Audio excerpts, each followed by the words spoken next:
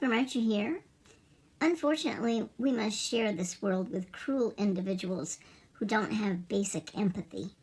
This story took place in St. Petersburg, Florida, and it made me livid. A small group of stray cats were living their best life in a local community where the neighbors were feeding and caring for them every day.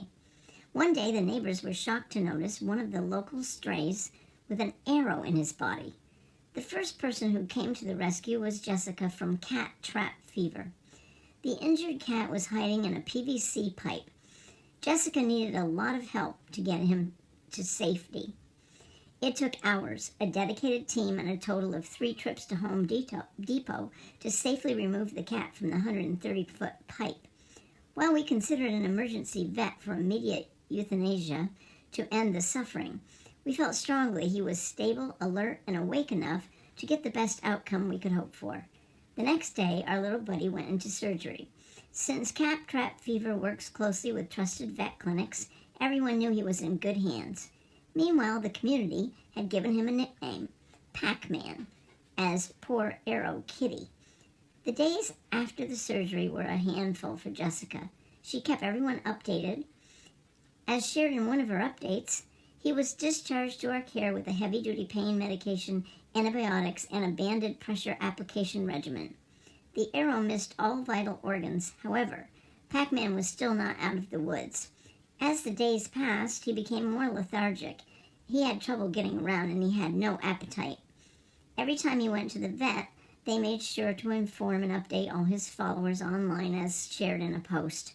We'll continue to encourage feedings and follow the vet regimen, providing love and comfort to this very special, handsome boy.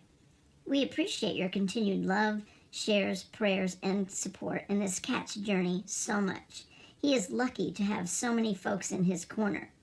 Since getting food in his system was crucial for his recovery, they had to send PAKman for another procedure. They surgically placed a feeding tube, and he recovered from the anesthesia in no time.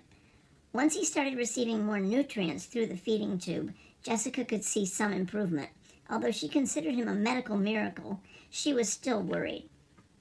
Only 2 weeks later, PAKman started eating on his own. He regained most of his strength, but still, 2 more wounds were in the healing process. He was wearing a rib cage compression, and Jessica was thinking about removing his feeding tube. He was seen again to remove sutures, and everything was healing well. If you thought by now that Jessica was going to adopt PAKman, trust me, you're not the only one. Half of the internet thought the same. However, a loving caregiver bonded with PAKman and was ready to give him the happiest ending ever.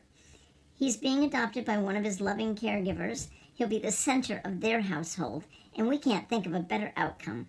Jessica will, of course, remain in his life. She will gladly take on the role of godmother, which she deserves.